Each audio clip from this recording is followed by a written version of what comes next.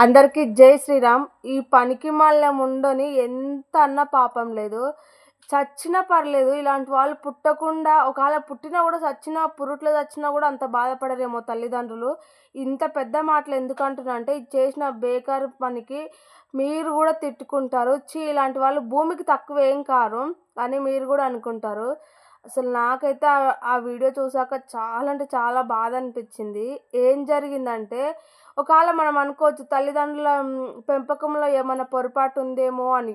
అస్సలు కానే కాదు. ఎందుకంటే ఈమె కన్నా ముగ్గురు పెద్దవాళ్ళున్నారు. ఒక అన్నున్నారు, ఇద్దరు అక్కలున్నారు. వాళ్ళు చాలా బాగా పెరిగినారు. చాలా బాగా ఊర్లో అందరితో పేరు తెచ్చుకున్నారు. మంచి పేరు. వాళ్ళ అమ్మ, నాన్న గూడా మంచి పేరు తెచ్చినారు. ఇప్పుడు వాళ్ళు పెళ్ళిళ్ళయి హ్యాపీగా ఉంటున్నారు. ఈ చిన్నదే కొంచెము కంతిదనమాట. కొంచెంగా చాలా కంతిది. ఇంకా అంటే ఇప్పుడు వాళ్ళని మాత్రం కొంచెం వరకు చదివిపిచ్చారు. ఇంకా చిన్నది గదా అనేసి గారాబం జేసి వాళ్ళందరూ కలిసి ఈమెనైతే కొంచెం చదివిపించడానికి ట్రై జేశారనమాట. అయి ఎంత డిగ్రీయో లేక సెకండ్ ఇయరో, ఫస్ట్ ఇయరో వరకు చదివిపిచ్చారట. ఇంగా దాంట్లోనే ఈమెకి ఏజ్ గూడా లేదు కానీ తైతక్కలాడేదన్నమాట. అన్నీ పనికి మాలిన పనులే. ఆ ఫ్రెండ్స్ గూడా అట్లా జతయ్యి నైట్‌లా ఎక్కడ పడితే అక్కడ తిరగడము, ఇష్టం వచ్చినోనితో ఎళ్ళిపోవడం ఇలాంటి పనులు చేసేదంట. ఇంకా వాళ్ళకి అంటే కొన్ని రోజుల తర్వాత తెలిసింది. అప్పుడైతే తెలీదు. ఇంక పెళ్లి చేద్దాంలే ఈమె ఇంక చెప్పినట్టు ఇనట్లే అనేసి పెళ్లి చేస్తే, కరెక్ట్ వారం రోజులే వానితో ఉందంట. వీళ్ళు కట్నం ఇచ్చి, పెళ్లి ఘనంగా చేసి, అంత అప్పులు తెచ్చి మరీ చేశారంట. అయినా గూడా దీనికి బుద్ధి లేకుండా ఒక వారమే ఉండేసి మళ్ళా రిటర్నొచ్చి నేను వానితో చెయ్యను. నాకు సంసారం జేయాలని లేదు అనేసి చెప్పిందంట. ఎందుకంటే దీనికి బాగా తిరిగే అలవాటు. అసలు ఇంట్లో ఏ పని చేసే అలవాటు లేదు. అక్కడ పోయేసరికల్లా వాళ్ళు పని చేయమంటారు. ఇప్పుడు పద్ధతిగా ఉండమంటారు. పిచ్చి పిచ్చి ఉండడానికి లేదు. ఇంక ఇంట్లోనే ఉండాలి కాబట్టి దానికి వారం రోజులకే కట్టేసినట్టయ్యి నాకొద్దు ఈ లైఫ్ అనేసి మళ్ళొచ్చేసిందనమాట. నాకు తిరగడానికి ఉండాలి. నేను ఆ ఇంట్లో ఉండలేకపోతున్నా అని డైరెక్ట్‌గా చెప్పేసింది. ఇంక నాకొద్దు ఇదనేసి. గింతనన్నా కామన్ సెన్స్ ఉండాలా? ఎంత ఖర్చు పెట్టి వాళ్ళు పెళ్లి చేశారు. పెళ్లి వద్దంటే ఫస్టే పెళ్లి జెప్పాలి. వద్దు నాకు పెళ్లి వద్దు అని జెప్పాలి. అంతేగాని పెళ్లి చేసుకొని వారం రోజులకే రిటర్న్ వచ్చేసి నాకొద్దు అని జెప్పింది. ఇలా తిరిగే అలవాట్లుంటే ఎవ్వరు సంసారం జేయలేరు. ఇట్లా వారం రోజులు ఉన్నదంట. ఇంక తర్వాత ఇంక వాళ్ళ అమ్మ, నాన్న ఎంత జెప్పినా వినట్లేదంట, చేయట్లేదంట. సరేలే నన్ను బలవంతం జేస్తున్నారనేసి నేను ఇంట్లో ఉండనని జెప్పేసి వాళ్ళ ఫ్రెండ్ వాళ్ళ ఇంట్లో ఉందంట. వాళ్ళ ఇంట్లో తిప్పి కొడితే ఒక 1 మంత్ గూడా లేదంట. ఆ 1 మంత్‌లో ఇంకొకడిని లవ్ జేసి వానితో ఎళ్ళిపోయిందంట. ఏమనుకోలేదు దీన్నసలు. అదేదో మొగంతో ఉండొచ్చు కదా! సంసారం జేయొచ్చు గదా! ఆడనుంచొచ్చి వాళ్ళ ఫ్రెండ్ దగ్గర ఒక నెల రోజులుండి, అలా నెల రోజుల్లో ఇంకోడిని లవ్‌లో పడిందంట. మరి ముందోడా వాడు, తర్వాత లేదంటే కొత్తగా పరిచయమయ్యాడో తెలీదు. వానితో ఎళ్ళిపోయిందంట. వానితో ఎళ్ళిపోయి గూడా వానితో కరెక్ట్‌గా ఉండలేదంట. మళ్ళా కొన్ని రోజులకు రిటర్నొచ్చి, అమ్మ నాకిలా అయింది. ఒకతన్ని నమ్మాను. సిన్సియర్‌గా లవ్ చేశాను. వానితో ఎళ్ళానని సిగ్గు లేకుండా చెప్పిందంట. ఇంక వాళ్ళ అమ్మ, నాన్న ఇంకా అంటే తిట్టిర్రంట. అంటే ఇగ ఆ అమ్మాయి ఎళ్ళిన వారం రోజులకి అట్లా ఫోను జేసి కనుక్కున్నారు. నేను రాను, చెయ్యను అంటే ఇంకేం చేయలేక వాళ్ళతో మాట్లాడేసి ఇగ ఆ కట్నం డబ్బులు గూడా వాళ్ళు రిటర్న్ ఇయ్యనన్నారంట. ఇంకేం లేదమ్మా మీ అమ్మాయి ఎళ్ళింది. మాకు నష్టము. ఇప్పుడు మా అబ్బాయికి చెడ్డ పేరు. వీడేం చేశాడో వారానికి ఎళ్ళిపోయిందని వీనికి చెడ్డ పేరొచ్చింది అనేసి వాళ్ళు రిటర్న్ ఇయ్యలేదు. ఇంక వీళ్ళు గూడా వదిలేసిర్రు. సరేలే దాని బుద్ధి అది తెలుసుకుంటదనే లోపల ఇదైతే వేరోని తీసుకొని ఎళ్ళిపోయింది. మళ్ళా కొన్ని రోజులకొచ్చేసింది. ఇంక వాళ్ళ అమ్మ, నాన్నతో చెప్పిందంట. అమ్మ, నాన్న నాకు వాడు టార్చర్ పెడుతుండు. నాకు వానితో ఉండబుద్ధి అయితలేదు. మీరు చెప్పినట్టు ఇంటాను అని జెప్పేసి ఇంకా వీళ్ళతో ఒక 1 మంత్, ఒక 2 మంత్స్ ఉందంట. మళ్ళా ఇంకోనితో ఎళ్ళిపోయిందంట. ఇంకోనితో అసలు నిజంగా తలుసుకుంటే నాకైతే చాలా నగొచ్చింది. తర్వాత కానీ చాలా వాళ్ళ అమ్మ, నాన్న పడ్డ ఇబ్బంది చూసి చాలా బాధ అంటే చాలా బాధ అనిపిచ్చింది. అయితే ఇంకొకని దగ్గర ఎళ్ళిపోయిందంట. వాళ్ళ అమ్మ, నాన్న ఈసారి గట్టిగా పట్టుకొని నిలదీసిర్రంట. "నువ్వేమనుకుంటున్నావు? బట్టలు మార్చినట్టు అబ్బాయిలని మారుస్తున్నావు. నీకు అవసరం ఉన్నప్పుడో, లేకుంటే నీ ఇష్టం ఉన్నప్పుడో వాళ్ళతో ఎళ్తున్నావు. కొన్ని రోజులు ఉంటున్నావు. మళ్ళా రిటర్న్ వస్తున్నావు. మళ్ళీ కొన్ని రోజులు మాతో ఉంటున్నావు. మళ్ళీ ఇంకోని తగులుకొని ఇంకోనితో ఎళ్తున్నావు. అసలు నీ లైఫ్ ఏమనుకుంటున్నావు? నువ్వు అమ్మాయివి, అబ్బాయివి కాదు. ఇలా ఎందుకిట్లా చేస్తున్నావు? ఎందుకిట్లా దిగజారుతున్నావు? మా పేరు ఎందుకు ఖరాబ్ చేస్తున్నావు ఊళ్ళో? చూసిన వాళ్ళు ప్రతి ఒక్కరు మమ్మల్ని తిట్టుకుంటున్నారు. తిడుతున్నారు. ఇప్పుడు అక్క వాళ్ళకు సంవత్సరం అయింది. వాళ్ళ భర్తలు గూడా తిడుతున్నారు. ఇప్పుడు అన్నకు మ్యారేజ్ అయింది. వాళ్ళకి పిల్లలు పుట్టినరు. వదిన గూడా ఇంట్లో మనశ్శాంతి ఉండనిస్తలేదు. నీ వల్ల ఫ్యామిలీ అంతా చాలా సఫర్ అయితుందనేసి అడిగితే, నేనేం జేయాలి? నేనేమన్నా వాళ్ళ కాపురంలో పుల్లలు పెట్టానా? లేదంటే బావోళ్ళ దగ్గర పోయి నేను సంసారం చేస్తా అన్నానని ఇట్లా చిల్లరగా మాట్లాడిందంట. అయితే అసలు చెప్పింది వినకుండా, చెయ్యకుండా ఇగ దానికి ఇష్టం వచ్చినట్టు ఇగ తిరగడం, చేయడం అట్లాగే ప్రవర్తించేదంట. ఇంకా ఇంకొకసారి మా ఇంటికి రావద్దు.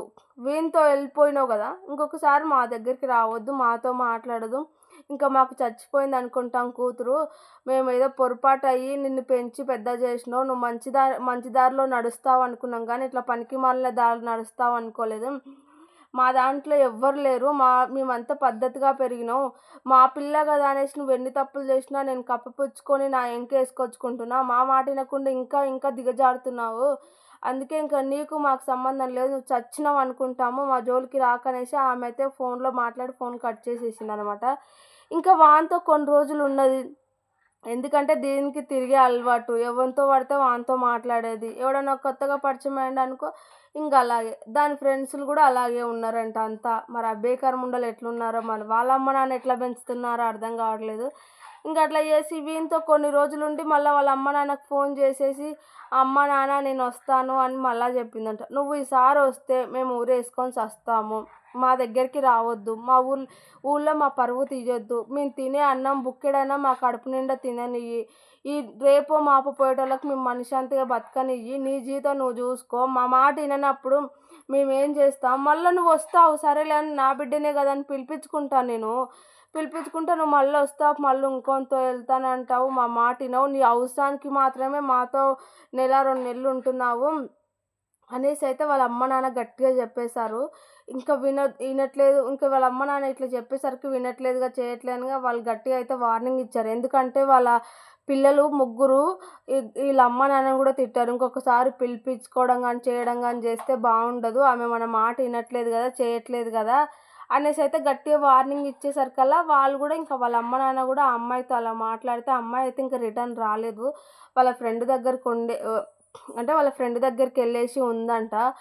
ఉండేస్తే వాళ్ళ ఫ్రెండ్ ఏం చేసిందంటే పాపం కదా ఇట్లా ఇంకా అంటే వాళ్ళ ఫ్రెండ్‌కి ఏమని చెప్పిందంటే వీడు కొడుతున్నాడు, తిడుతున్నాడు, ఇక సిగరెట్‌లతో కాలుస్తున్నాడని లేనిపోని అబద్ధాలన్నీ మాట్లాడింది. ఈ చిల్లరోళ్ళు తప్పించుకోవాలంటే ఏదోటి అబద్ధాలు చెప్పాలి. ఏదోటి వాళ్ళ మీద చెప్పేసి బ్యాడ్‌గా చేయాలి. అందుకని అట్లా చెప్పేస్తే ఇంకా అమ్మాయి కూడా నిజమే అనుకోని ఏం చేయాలి వాళ్ళ అమ్మ నాన్న కూడా రానిచ్చుకోవట్లే అనేసి ఇంట్లోకి పిలిపించుకొని ఆ అమ్మాయితో అంటే ఆ అమ్మాయితో పాటే ఉంచుకుందంట. కొన్ని రోజులు ఉంటాను. ఏమని చెప్పిందంటే, "కొన్ని రోజులు ఉండేసి నేను రూమ్ తీసుకొని షిఫ్ట్ అయితాను ఇప్పటికిప్పుడు. అంటే నా వల్ల కాదు.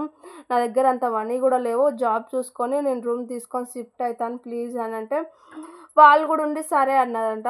అంటే వాళ్ళ ఫ్యామిలీ అన్నమాట. సరేలే అని పెట్టుకుంటే ఇంట్లో పెట్టుకున్నారు వాళ్ళు ఉంచుకున్నారు. ఉంచుకుంటే అంటే వాళ్ళ అమ్మ, నాన్న, వాళ్ళ అన్నయ్య ఇంకా వీళ్ళిద్దరు ఉంటారనమాట. అంటే ఇద్దరు అక్క చెల్లెన్లు వాళ్ళు. ఇద్దరు అక్క చెల్లెన్లు, ఒక అన్నయ్య, వాళ్ళ అమ్మ నాన్న. వీళ్ళు 5 మంది ఉంటారు. వాళ్ళ అమ్మ నాన్నకి చెప్తే ఇది పరిస్థితి అని చెప్తే, ఇంక సరేలే అమ్మ ఉండని అనేసైతే ఇవన్నీ ఈ చేసే బేకార్ పనులన్నీ ఆళ్ళకి తెలీదనమాట వాళ్ళ అమ్మ నాన్నకు. జస్ట్ మ్యారేజ్ అయింది. అందుకని వాళ్ళ అమ్మ నాన్న కూడా తిడుతున్నారు. పట్టించుకోవట్లేదు అనేసి అంటే, సరేలే అని రప్పించుకుంటే, వాళ్ళ అన్నకు ప్లాన్ చేసిందది. ఇంకా కొన్ని రోజులు వాళ్ళ ఇంట్లో ఉండి, వాళ్ళ అన్నకు అట్రాక్ట్ అయిపోయింది తొందరగా. ఇంకా వాళ్ళ అన్నతో అక్రమ సంబంధం పెట్టుకుంది. అంటే పెళ్లి మాత్రం చేసుకోలే గానీ, అక్రమ సంబంధం పెట్టుకొని ఈ బయటికెళ్ళడము, షికార్లు చేయడము, ఈ పనికిమాలిన పనులు చేయడం అన్నీ చేసేదనమాట. ఒకరోజైతే రెడ్ హ్యాండ్‌గా వాళ్ళ చెల్లెకైతే అంటే వాళ్ళ ఫ్రెండ్‌కైతే దొరికిపోయింది. వాళ్ళ చెల్లికి దొరికిపోయింది. నిన్ను నమ్మి నేను మా ఇంటికి తీసుకొస్తే ఇలా మా అన్నతోనే నువ్వు ఇలా చేస్తావావే? నీకు బుద్ధుందావే? నీకు వానితో వచ్చి ఎన్ని రోజులయిందనేసి నువ్వు ఇట్లా చేస్తున్నావే అనేసి తిడితే అసలు ఆ అమ్మాయి ఏం మాట్లాడలేదు. మా ఇంట్లో నుంచి నువ్వు వెళ్ళిపో. మా ఇంట్లో ఉండొద్దు, చేయొద్దంటే, నేనేం చేశాను? మీ అన్ననే కదా నా దగ్గరకొచ్చి నన్ను బలవంతం చేసిండు. నా దగ్గరికి రాకపోతే, నాతో మాట్లాడకపోతే, నాతో టైమ్ స్పెండ్ చేయకపోతే, నాతో రూమ్‌లోకి రాకపోతే, నాతో కలవకపోతే మా ఇంట్లో ఉండొద్దు. మా ఇంట్లో నుంచే బయటకు పంపించేస్తానని నన్ను బ్లాక్‌మెయిల్ చేసిండు. అందుకే తప్పనిసరిగా ఎళ్ళాల్సొచ్చిందని ఇట్లా అబద్ధం జెప్పింది. వాళ్ళ అన్న అన్నాడు, "నువ్వెందుకు ఇన్ని అబద్ధాలాడుతున్నావు? నువ్వు ఇలాంటి దానివని నాకు తెలీదు. అసలు నువ్వు నాకు ఎన్నెన్ని అబద్ధాలు చెప్పావు, ఎన్ని మాటలు చెప్పావు. నిన్ను అసలు అన్నీ నమ్మేసి నీతో నేను ఫ్రెండ్‌షిప్ చేసి నిన్ను ఇష్టపడుతున్నాను. నువ్వేమో ఇప్పుడేమో ఇన్ని అబద్ధాలు ఆడుతున్నావు" అనేసి ఆళ్ళ అన్న గూడా షాక్ అయిండు. ఈ చిల్లరది మన ఇంట్లో ఉండొద్దని పంపించేసిరనమాట వాళ్ళు గూడా. నిజంగా ఇలా అబద్ధాలు ఆడుతూ పూటకొక మాట మారుస్తే జీవితం అనేది ఉండదు. లైఫ్ అంతా నాశనమే. ఇలాంటి బేకార్ వాళ్ళని ఏమంటారు జెప్పు? వేరే వాళ్ళ జీవితాలు నాశనం అయితున్నాయి గానీ, దీని జీవితం ఏం నాశనం అయితలేదు. ఎందుకంటే దొరికినోన్ని వాడేసుకుంటుంది. తర్వాత మంచిగా చక్కగా ఉంటుంది. హ్యాపీగానే ఉంటుంది. దీనికి నేను ఇలా అంటే అది మోసం చేస్తుంది కాబట్టి నాకిలా అయితుంది. దానికి ఎలాంటి ఫికర్ లేదు. ఎలాంటి గిల్టీ ఫీలింగ్ గూడా లేదు. మంచిగా ఎంజాయ్ చేస్తుంది. దానికి ఇష్టం వచ్చినట్టు తిరుగుతుంది. వాళ్ళతో మంచిగా కరెక్ట్‌గా లేకుండా సర్కిల్ వాళ్ళు ఏమన్నా అనేసరికల్లా దొబ్బేస్తుందనమాట. ఇంకొని తగులుకుంటుంది. మరి ఈ అబ్బాయిలు ఎలా పడుతున్నారో ఇలాంటి చిల్లర దానులతోని పెళ్ళెందుకు చేసుకుంటున్నారో నాకైతే అర్థం కాలే. సిన్సియర్‌గా లవ్ చేస్తారు చూసినావా అలాంటోళ్ళని మోసం చేసి ఎళ్ళిపోతారు. ఇలా చిల్లర చేస్తారు చూసినావా 10 మంది దగ్గరికెళ్ళొచ్చే వాళ్ళని లవ్ చేస్తున్నామంటారు, పెళ్లి గూడా చేస్తారు, సంసారం గూడా చేస్తారు. వీళ్ళ ముడ్డి మీదదనేసి దొబ్బేస్తారనమాట. ఇలా జరిగింది. నిజంగా ఇలాంటి చిల్లర దాన్ని ఏమంటారో జెప్పండి. మరీ ఇంత చిల్లరుండొద్దు. ఇలాంటి చిల్లర బతకొద్దు అని నేను అనుకుంటున్నాను. మరీ ఇంత దారుణంగా గూడా ఉండొద్దు. మనకు లిమిట్ ఉంటది. అంతే ఆ లిమిట్‌లో బ్రతకడం నేర్చుకోండి. అమ్మా, నాన్న మ్యారేజ్ చేసిస్తే మన మంచికి కాబట్టి వాళ్ళు చెప్పినట్టు ఇనాలి. అంతేగాని ఇప్పుడు నీ వయసులో ఉన్న ఉరుకులాడుతావు. ఊగి ఉయ్యాల ఏడికొస్తది? ఉన్న దగ్గరికే వస్తది. నీ జీవితం గూడా అంతే. వయసున్నంత సేపు ఉరుకులాడితేమో అంతే. ఎవడో ఒకడు గట్టిగా తగిలిండంటే మళ్ళా జీవితం అంతా నాశనం అనమాట. జీవితం లేకుండా చేసుకుంటారు. ఈ చిన్న లైఫ్‌కి ఎందుకు ఇలాంటి పిచ్చి పనులు చేస్తారో బుద్ధిగా పని చేసుకొని, బుద్ధిగా అమ్మ, నాన్న చెప్పిన మాటలు విని, వాళ్ళు చూసిన సంబంధం చేసుకొని, పెళ్ళిళ్ళు చేసుకొని హ్యాపీగా సంసారాలు చేసుకోండి. అంతేగాని ఇలా చిల్లర బతికితే ఎన్ని రోజులకున్నా అది గలీజ్ అవుతారు. జీవితం లేకుండా అవుతుంది. నేను చెప్పింది రాంగా రైటా మీరే కామెంట్ చేయండి. ఏమైనా పొరపాటు ఉంటే నన్ను క్షమించండి.